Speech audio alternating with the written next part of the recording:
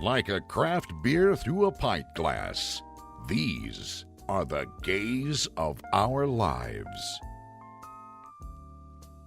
A show where Lisa and Avery get out their gay decoder rings to decipher the gay alphabet and bridge the gap between the older and younger LGBTQ community and everyone fucking else.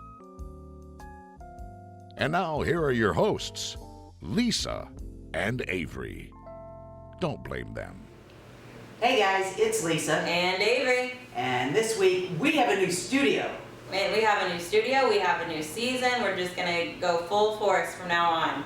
So Absolutely, we have a new sponsor, so yeah, but this is a very special sponsor, and I think that takes some mention.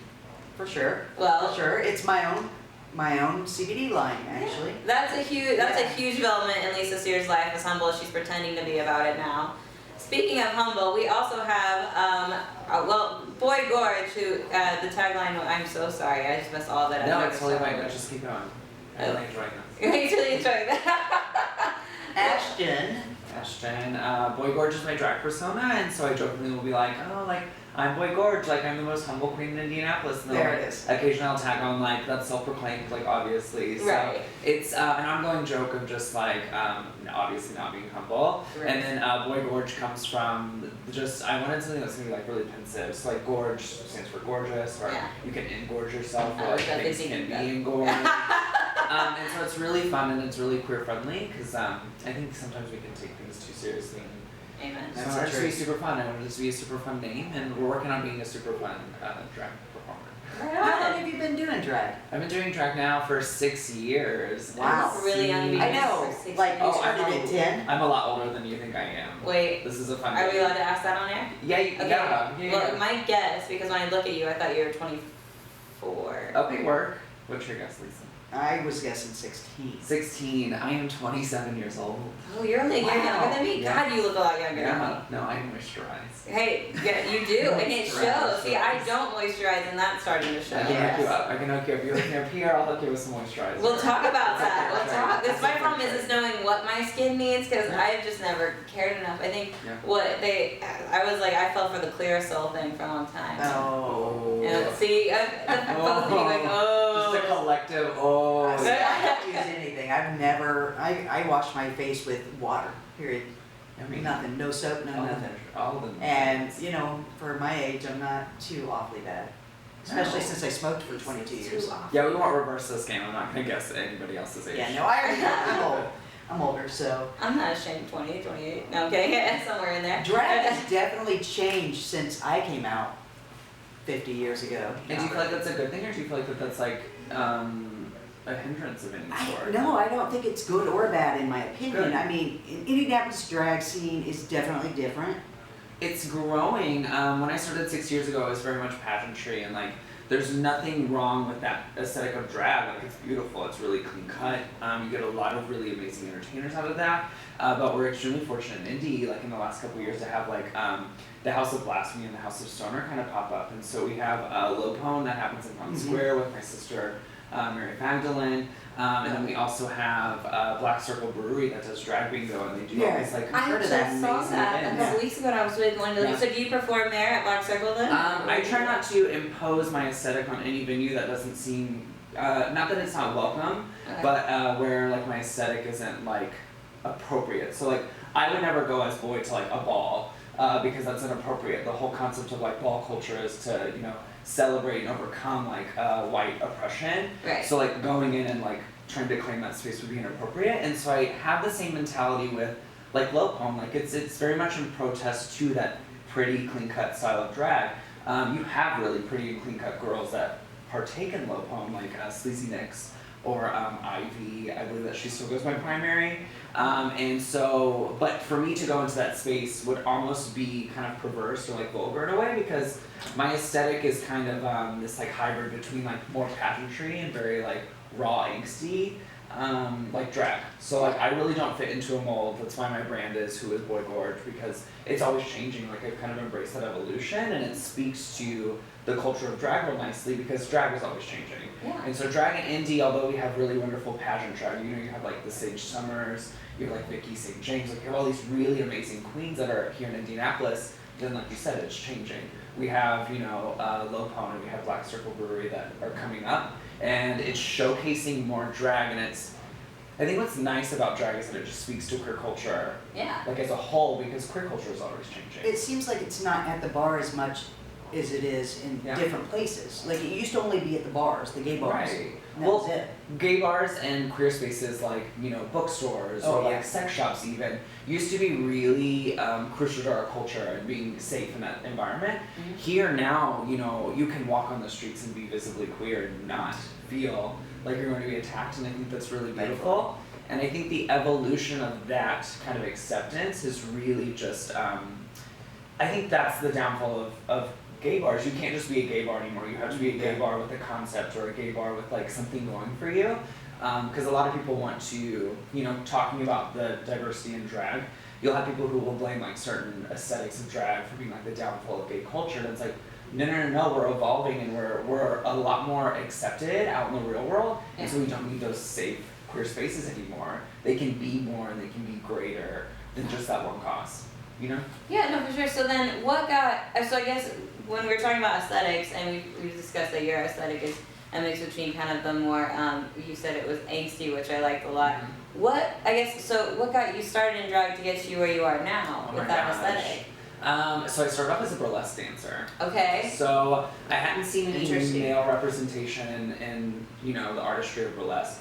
During burlesque and through meeting like, you know, Girls in Angel Burlesque or Creme de la Femme, we really got to a conversation where that was one of those spaces where men can perform in that environment, but it's not catered towards men, it's catered toward women and body positivity. And so you're really, you know, doing that really got this, you know, feminist kick going on in terms of drag. Like, I just really started to connect the pieces. So from doing burlesque, I was doing aerial acrobatics at the same time. There's a local studio here in Indianapolis, and naturally, absolutely, just a casual. Just like also doing aerial acrobatics. Cirque Indy, yeah. So with Mary over at Cirque Indy, that was a really good time. I was in such good shape back then, and so there were a lot of really like kind of circusy things happening. So I began to really look into like what the difference between like cabaret and like burlesque was, and like really wanted to like hone in on like being body positive and, you know, celebrating women. And so I had this idea that I was going to be a drag queen burlesque entertainer, and the reveal was going to be that I was male, like male presenting. Yeah. So it would go from this really feminine aesthetic to this really masculine aesthetic in the duration of a 3-minute number. So that was the goal. Yeah. But as much as I would love to not say this, I was not as, I guess, passable. I hope that's an appropriate term to use right now, but I wasn't as passable as I thought I was back then. Like, you couldn't tell me anything about my makeup or anything about my aesthetic back then because like I just thought I was just like top notch. Like I was like, this is the fantasy, like this is the fantasy, like always and forever. There's no room for growth. And so as I've evolved and like as I look at my persona now, like I'm looking to revisit like my Cirque roots and burlesque roots because I feel like I can appropriately, you know, pay homage to that you know idea that I had of transitioning from female presenting to male presenting in the duration of number. Because that really challenges the idea of like what gender stereotypes have kind of instilled in people, you know. I just feel like there's even so much more information to be able to do that nowadays. Yeah. Just obviously, you know, trans being more public, obviously you're not trans, but like, you know, it's one of those things where like I feel like maybe that's a better goal now to accomplish. Yeah. Well, through drag and through performing, I really started to hone into my queerness, and so like I'm not trans, I'm non-binary, so I go by he, they pronouns out of drag, and then I go by she, her pronouns in drag. Okay. Yeah, it can get confusing, I'm sure. It can get confusing, and I just by a lot of the pronouns. All of them. It's like, like a rainbow. All of them. A rainbow of queerness. And you don't expect people to be confused. No, and I don't get offended, and there's nothing wrong with being confused or offended by, you know, being mispronounced. It's a very real part of being trans and being non-binary or gender non-conforming. I just started doing a show on the northwest side at a venue called El Parao nightclub. So it's a Hispanic bar, which is amazing. And I'm really proactive in making sure that the entertainers feel, you know, supported and they feel seen. So like a part of what I do is I'll be like, hey, like what are your preferred pronouns? And I include that on the promo so that people know that we're all encompassing. I have an AFAB queen, so that's assigned female at birth queen, and her name is Petty Prozac. She's new, and I'm really excited to just like really give her a safe space to participate in. Explain that again. AFAB queens are assigned female at birth queens. The way that I have kind of come to terms with what it is and understanding it is you'll have like male entertainers. So we have male entertainers like Vincent T.W. Tate is here in Indianapolis, and so he would be a assigned male at birth. He identifies as being male. He was born a cis male, and so he's a male entertainer. The title portion of AFAB Queens has kind of like gone all over the board. Like there are a couple different terms for it. I'm blacking out on what those are currently, but like a lot of them have been deemed like inappropriate, and so they want to identify as drag queens and not have their gender, play a role or spectate, their artistry. Yeah. But as much as we want to be like no labels or whatever, I think labels are extremely important. So her identifying as, a female and being an AFAB queen is important because then you open up that conversation of what is that? Explain that to me. Obviously it can kind of go, it can get, a little crazy because then you'll have people who don't agree with it or think that you're, appropriating a culture. But I think more so it just invites that conversation. So it's a female that does drag. Yes. Okay. Yeah. But It's as literally- a it's literally female. So it's So literally it's not like a drag king, it's the opposite. Correct, because you have men who do male entertainment, you have women who do women entertainment, you have men who do women. So I mean, it's really bringing it full circle. Like up until AFAB queens were there, absolutely, it's queer entertainment at its finest. And for women, it's tapping into this part of you that maybe be oppressed by day-to-day like society, like systematic oppression, or it's just, maybe you're a little bit freaky behind closed doors and you want to let that person like out of their cage. Even if somebody is to do drag once, say they're to do it for like Halloween is a big one, a lot of queens are like, oh, there's a plethora of drag queens who are Like birthed the on bad Halloween. ladies. Yeah, and like, Love them. if that's your fantasy, if your fantasy is to just do it for one night and tap into that part of you, by all means, please do. And please reach out to me if I can be of any assistance, because to give somebody that kind of liberty is, I put someone in drag at my day job, and just to see the transformation and how excited they were that I took the time and that they had this finished product, it's really inspiring, and it keeps a flame going in my drag to see that kind of excitement around drag. Well, and I would think because I would imagine, I'm not going to say it's the same at all, but I would think like being AFAB and doing that and feeling very joy in that would be the same as I feel better on stage than I do off stage. Like, you know what I mean? Like doing comedy, that's one way that I do talk about the whole trans thing up there, so I just feel like, maybe that's, I can see where that's controversial, but at the same time, it's like, I'm on the same page with you, or more power to you if that's something that you need to get that fulfillment, And I feel like the stipulations on it are that you have to understand that drag is a queer art form. Yeah. I don't want to dictate and say you have to be a queer woman, but you at least have to be an ally. Like, I personally don't want to see, I'm not going to, break this broad stroke. I personally wouldn't want to see a woman come up doing drag and then do anti-gay, LGBT number, but that gets to speaking on just the character of people. I don't want a bad person being celebrated in our community if their motivation is to, demonize or further stigmatize queer culture. Yeah. Well, and there's just a point too where you have to think if you are doing this, and like you said, it is a queer art form. You do have to understand you are paying respects and an homage to generations that came before you. Absolutely, and I think that's where, circling back to talking about the evolution of drag, no one is trying to undo what's been done. The reinventing of the wheel is more of a homage to the wheel. It's always going to be round. It's always going to, in this case, be glittery. Yeah. And so I think that there's just a lot of education that has to happen. And so whenever I'm, brought to podcasts, I really enjoy talking, as you can tell. But when it comes to being in a bar environment, it's really nice because there are a lot of questions that are asked. Yeah. A lot of them do, pertain to my name, were you inspired by Boy Gorge? And Boy Gorge, if you're listening, I'm really sorry. You were not. That was an afterthought. I literally texted my best friend and I was like, oh my god, I have the perfect drag name. Because I was like toying around with like Abominable was gonna be my drag name for a hot second. Like I always wanted it to be really pensive and really just like catching. Yeah. And so I was like just like sketching my like sketchbook. I was like, alright, like just writing names. And so I was like boy, and then I like started to write like I'm gonna say I did like pretty and like was just like playing that. I got to Gorge and I was like, oh my god. And so I texted my best friend and I was like, Boy Gorge. I was like, what the fuck? It was like Ashton. And I was like, that's my drag name. I was like, that's gonna be my drag name. He was like, so like Boy Gorge? And I said, who? And so I Googled it. I know about Culture Club. I would like to just preface this with that. But I Googled it and I was like, shit. And then me being Wait, I don't know about Culture Club. but that's Boy Boy Gorge's. Oh. Boy Gorge's. See? It's Oh hard for my me. God, what is wrong with you youngins? We love you. What Oh. is, we're just in the same age, there was like a window, and you know, to be like almost in your 60s, it's like, you know, that's a whole different music.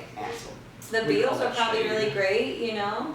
The Beatles, I mean, yeah, I Culture like Club was them. extremely, you know, I mean, Boy George was a pioneer for gender non-binariness back in the 80s, and like, Yeah. so like that was just revolutionary for that time. So as I'm coming into my aesthetic, yes, that queerness and that gender non-binary, non-conforming part of me really speaks true to him, but like at the get-go, at the jump, I was literally just being a stubborn Virgo that had found a bomb-ass drag name and was like, this is it, and it's stuck, and I've created a brand on it, and whenever that situation arises, so at El Paral, there's a language barrier, so they'll introduce me as Boy George, and so I've had to come to the place where like I'll be like, oh, it's Boy Gorgita, so like Gorgita is gorge, like gorgeous in Spanish, and so it's just really fun, like doing drag has really enriched my life because I mean, I've met so many people. I've met an array of different queer people. I've been invited to a lot of, you know, queer spaces. Like I'm a regular for the Indianapolis leather events that they do. So I Okay. do those a lot because I mean that speaks to that angsty, you know, very sex positive part of boy, and it's just fun.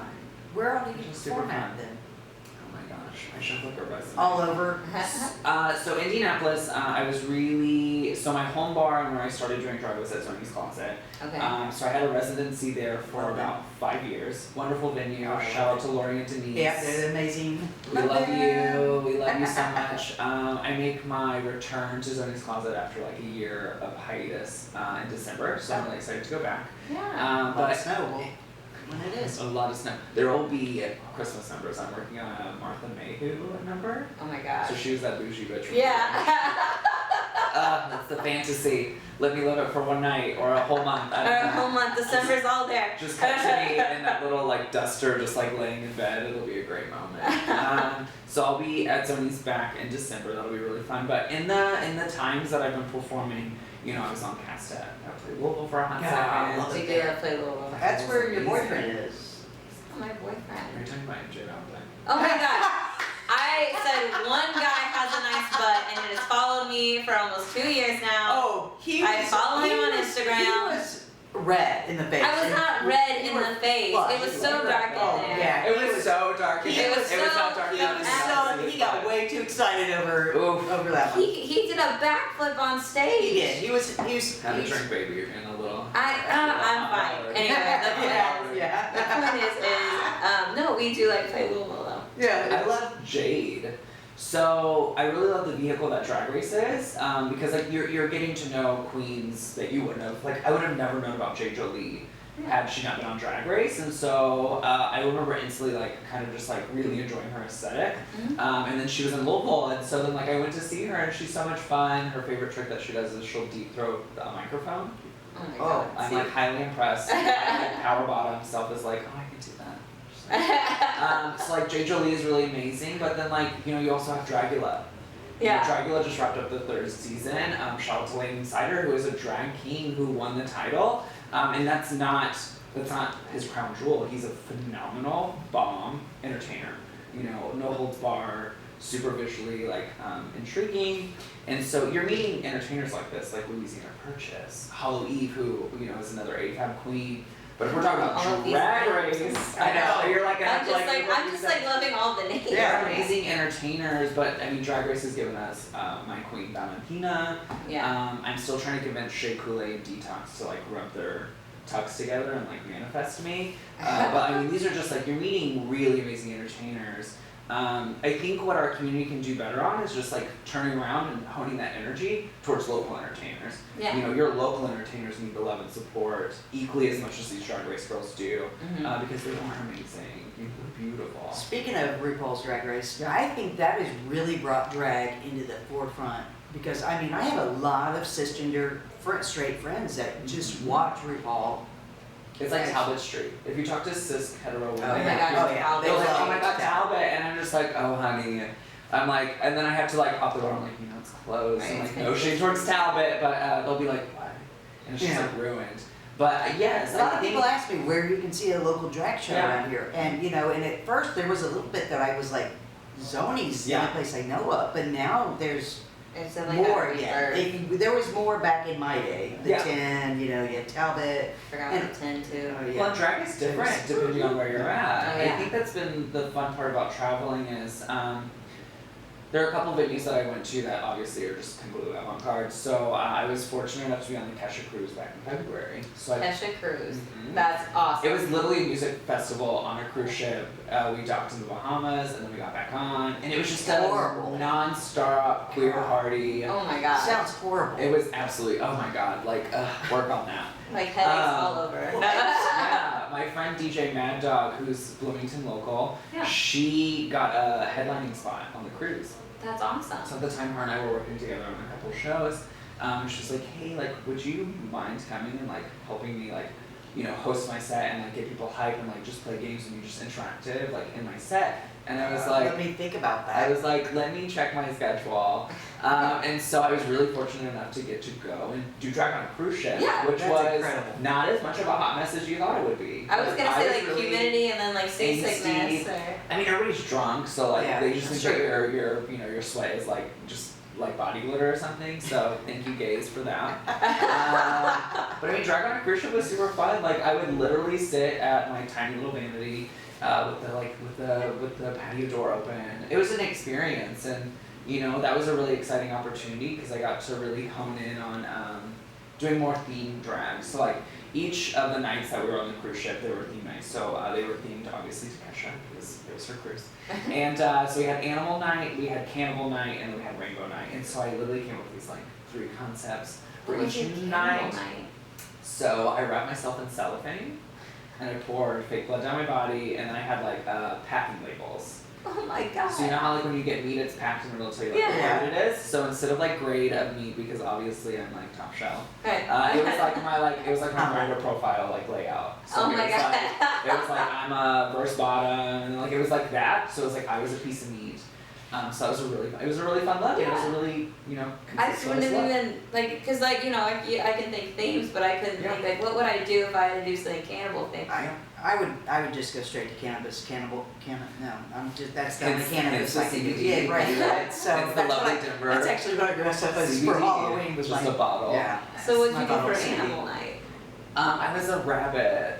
A rabbit. You could be any animal in the whole You kingdom. picked a rabbit. Okay. So if you go on my Instagram, it was not just a rabbit. She was tall and luxurious. It was like Jessica Rabbit. I was Susan gonna say Rabbit. Jessica Rabbit. a little bit more pastel. A little more pastel. So more like sexy Easter bunny. Sexy Easter bunny. I'll take that. That's crazy. That's yeah. I'll take sexy Easter bunny. I made these like 2 foot tall like rabbit ears. Oh, And they were you wrapped made in- them. Yeah, so I'm So you make all your own relatively stuff? crafty. Not all of it. I'm notorious for making like props or like altering garments. We're not to sewing yet. My to-do list for life has always been learn how to sew, learn Spanish and sign language. Yeah, but then you'll be like a quadruple threat, and no one will be able to handle you once you learn how to Absolutely, sew. it's true. Yeah, then I really will not be a humble queen. I will be unstoppable. It'll be like Godzilla or King Kong. Or sexy I Easter can't bunny. imagine. Or sexy Easter bunny Godzilla. I can't imagine any more. from No? you. No, I can't imagine it Okay, anymore. I'll stop right now. After this podcast, I'm done. Oh Yeah. my God. No, don't you dare. I will not. Sexy tall bunny, We're talking about sexy tall packed bunny. meat. And animal can. Rainbow night. Oh, rainbow. Rainbow night. That's easy. Oh, rainbow night. No, but there's no easy. There's Well, I can do that one. No. Easily. I mean, I can think of something. But okay, tell me what your idea would be. What would you do for rainbow night? Well, I would make a big head dress that Of was course. a big rainbow, Of course you. and I would have all my rainbow garb on. I I do ship that this. already. Yeah. I do that on. You're- Right, for a lot of, you know, I do that daily. it wasn't a queer cruise, but it was a queer cruise. And so the rainbow night was literally just like all the gays just like Rainbows. living their truth.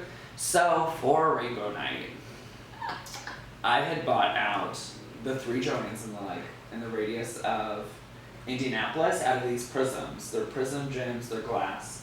And so I made this fringe prismed garment, heavy AF. So after about 5 minutes into our first set of the night, the garment, I just hear a loud thud, and I look down, my garment had fallen off of me. So I'm literally like, just tits out. Oh, Tits no. out. I have like a panty on, thank God. And so I run off stage and I'm like, I can't, like, there's no way I can fix this garment. So my friend who I recruited to go dance for us he had a rainbow tulle skirt on before our set. He took it off because why wouldn't you?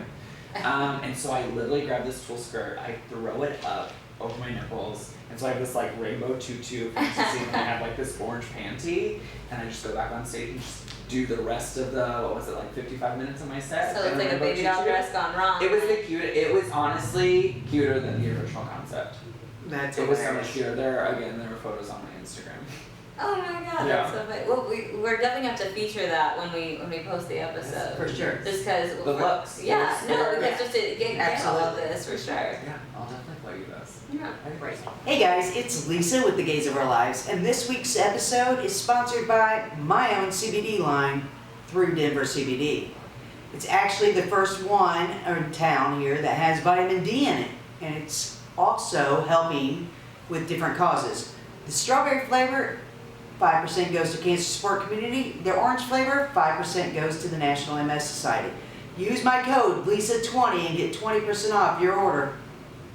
Hey guys, we're back, and we are with Boy Gorge. Hello, Ashton. lovers. Ashton, Boy Gorge. I'm in love with this jacket, and I've been staring at it since I walked into the Scares studio me. and saw it. It's fully studded. It's gorgeous. Fully studded. It's fully studded from top to bottom. I've been on a jacket kick. It's So fall. I bought this jacket. We just went through some hardships in our life, so this was my reward for making it through that. Nice. I bought another high-low, it's like an asymmetrical jacket for Boy. And then we have this fur jacket on hold. It was just featured on my Instagram story. It's beautiful. It's gonna be a moment. She's gonna be opulent. Yeah. Can I ask a question? You say we. Is that because you're non-binary? That is interesting because I go back and forth between like, oh my god, it's Friday. What's going on?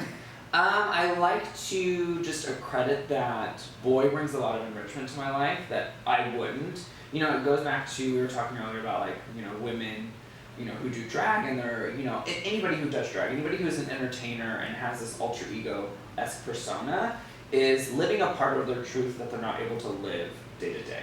You know, as queer people, we've overcome so much oppression already, but societally, you know, like you have to go to work and you have to like put on these hats and you have to go through, if you look at it, like queer people we have to come out on group, it seems, you know. I'm in the process of like making another transition in my life, and so, you know, I know that I'm about to come up against this, you know, like this thing again of like, oh, is he gay, is he not gay, and it's like, yes, I'm gay, like, look at the jacket, and so, Right, that's like, you know, it's like on loop, and so I as wish I could queer say that. people, we're, you know, there are parts, even though we're living a very liberated form of our life, you know, even there are oppressed heterosexual people, you know, who don't feel, you know, they don't feel comfortable wearing a certain garment or doing a certain thing because it's just not what heterosexual white people do. And so I feel like as queer people, you know, although we've overcome so much, there are still parts of us that are oppressed to accommodate, you know, this kind of like vanilla world that we live in. And so through entertaining, you can tap into those. you know, it's kind of like I was at a gas station and this lady looked at me and looked me up and down with the outfit I had on. She goes, "You look like you just left Pride." And I said, "I dress like this every day." And that made me realize how bad it is that people don't actually dress that way except for on the day that it's acceptable. Does that make sense, kind of? It totally does. I was just like, that's But I think sad. that, but I think that brings us back to the there's an appropriate place for Boy Gorge, there's an appropriate place Yeah. for Ashton. Absolutely. And I think that there's an appropriate place for my fiance to be in rainbow fishnets, and then there's a time where she's teaching in a classroom. Yeah. So I guess that's where I am with the dressing on Pride and not. Yeah. Well, and I think even on Pride there's a bit of an alter ego there. There's a bit of this oppressed alter ego that's there. But the thing about the gas station lady, and the thing about me being at work and talking about doing drag, or just talking about being a queer person and doing queer things, is that I feel like queer people, we don't talk about it a lot. Because we're worried that it's going to instigate something. But the thing is like when you're talking about, drag, people will be like, oh my gosh, like I used to go to Talbot. Well then I'm like, oh well, like you should come out and like I'll plug my show, or I'll plug, shows that I think are appropriate for them. So like Low Poem or like Black Circle, because I want them to feel safe and I want them to be able to enjoy the experience. But it's humanizing. It humanizes us. It decriminalizes us. Absolutely. Because then, unfortunately, Trump's America, we're under a microscope and we're kind of digressing. Oh yeah. But we as queer people have the power to combat that, and it's by being visible. Yeah, Well, I agree. And I think that has been just so true. Like even, since the Obama era, it's just one of those things where the more present we became, the more people realize, oh, they're just people. Like, and I hate to say that, but like. I've contemplated putting on the comedy hat. I don't know how good I would be at it, but my comedy. Until you try it. Right. There are open mics all over. The preface of my aesthetic is to really, lash out on masculinity, like toxic masculinity. So I would go as boy, and I would make a lot of jokes about like, while they figure out what they're gonna pay me, being a man presenting as female, I'm gonna come up here and do this 5-minute set for you. And so just making like jokes that are inappropriate and ripping on, one of my jokes would be, all right, let's talk about the date agenda. And then I'll go down this list of being like, all right, so like laundry, I need to buy groceries, because it's literally all just about education. And like, I think that that's important, and I know a lot of people aren't, don't feel comfortable or aren't equipped to put that hat on, and by no means do I think being queer you have to be an educator. Right. But me being a mouthpiece and me being somebody who is very verbal and I very much feel like that is my duty. Put that into such good words, and I've never been able to explain that very well because I also being an entertainer and being a mouthpiece that I am, like I've never thought of a reason like, because I always say like, you can ask me questions, but not all trans people are going to be that open to that. And that is the best I've ever heard that phrase. It's because you're right, because at the end of the day, you are a mouthpiece. You're a very great mouthpiece, by the way, and it just helps because.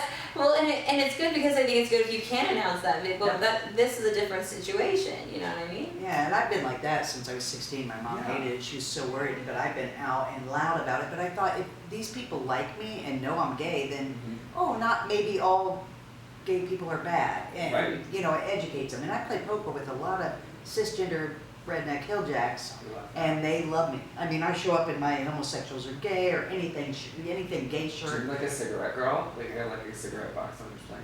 No, I play poker, honey. No, I'm saying I can come in. Oh, you can. Oh, I got you. Cigar box. So they are offering to Yeah, me to I'm say, offering my sorry. services They are to not you and your asking you to be company. sorry. I was like, I'm not gonna. No, I'm not. We'll try it out. We'll figure this out. No, I mean, I think you're right. It is about education, and and a lot of these guys, they adore me, and some of them have been actually listening and learning from our podcast. And I think, as queer people, the other day my tire pressure got low, and I had no fucking idea what that meant. I have a smart car now, and so it will be like, oh, your tire pressure's low, and so I'm freaking out. I'm like, oh my god, my tire's gonna pop something. So I stop at Goodyear, and I'm in this jacket, I'm on my way to work, so I'm a makeup artist, so like I'm like very, very visibly gay. Everything. Yeah, I know. Shocker. So I'm stopping at Goodyear and I'm like, oh my god, I'm gonna look like such a ditz, like coming here, like, so my tire pressure is low. And so I went in and the guy is like, how can I help you? I'm like, okay, my tire pressure is low, I don't know what this means, like, help me. He's like, just pull to the second door, we'll get you taken care of. The cutest boy came out, it was just so sweet, and was like, hey, like, and I was like, my tire pressure's low. It's like, I got you. He filled up all 4 tires. And I was like, what do I do in the future? Like, do I need to get like a tire gauge? Like, do I just need to like, what do I need? to get a tire gauge? And he was just like, no, just come back and see us. And I was like, I will do that, sir. So it's better. A lot of it is stigma. better. There's a lot of Way stigma about, even as queer people, we judge environments, and it's out of safety. It's not that we're trying to demonize anybody, but like, I'm not going to enter an environment where I don't feel safe or where I think I'm going to be like targeted. So, I mean, that was one of those environments where I was like, all right, do I want to have a flat tire or be on the side of the road with a pop tire, or am I gonna just like overcome this, go see these boys? Thank God I did. You know, I'm gonna go see the boys again. Yeah. Can't wait till my tire pressure. I can't wait for my tire. I'm just gonna go pop my tire. We just see Ashton out there with like a needle, like just letting it out. You're like, what are you doing, sweetie? I gotta go see the boys again. Boys, I'm deep. I'm feeling deprived. Well, Ashton, it was really great having you on. I'd genuinely like to have you on again, especially in dress, because I would love to meet the full Boy Gorge as well. That would be an interesting situation. When is your next performance? So every Saturday. When is your return to Zonies? I have the date in my agenda, but I don't so I try not to look too far in advance. I know the date is in my agenda, Okay. It's requested off, but right now we're focused on November. Yeah, okay. And I have the venue, El Parral, that I'm doing, and so I host an open stage there every Sunday.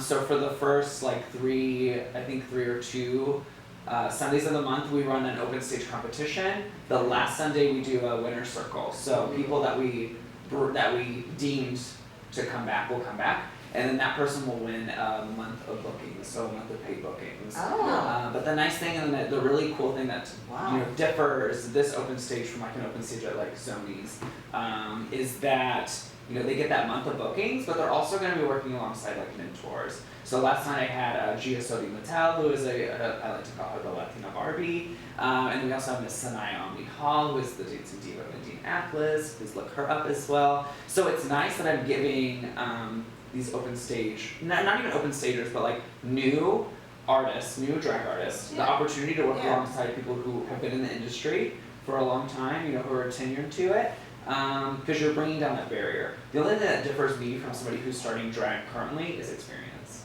I'm no better and I'm no worse. I never realized how similar it was to comedy. It literally is. I was thinking never the same thought thing, that. an open stage and then Never really thought about that, but it is. It's. We should do something. I should put on the comedy hat and then we should put you in drag. Oh God. Lisa in drag. Too bad Halloween just passed. I was Britney Spears one year for Halloween. Yes. Oh. I had the schoolgirl outfit. Oh my We God. could pull that out again. You Okay. could be Britney Spears for All your own right. stage. All right. And then Ashton could, But Yes. Okay. I just want to thank you guys so much for allowing me this opportunity to come into the space Thank for your you. first one. Yeah. This is. I was so excited. I was like, this is my office today. no, we're so glad Thank you you came. so and much. What It's a honestly, pleasure. I can't think of a better way to start off season. Yeah, Also, we appreciate it. I obviously love a good drag. Thank you. Right. So About time. You guys were like, we have these 3 dates, and I was like, I know we kept trying to get together, but We did it. We did We it. did I'm it. coming Thank off you. of We a did fresh weekend of drag. I'm rejuvenated. Hey. thank you so much. Thank We you guys so appreciate you much. so much. If you guys want to be on our show, you can contact us at laughs.life is our website. we are also available on Facebook, Instagram, and Twitter, and you can reach out to us on there. Also, please follow us because we put a lot of just really good content on there. We put really good mental health advice on there sometimes as well, which I think is important for all of the community. And hopefully we'll have some more stuff up soon. We'll see you guys later. YouTube also. YouTube. I always forget Yeah, YouTube. YouTube's the other one. I'm not a YouTuber. I'm too old.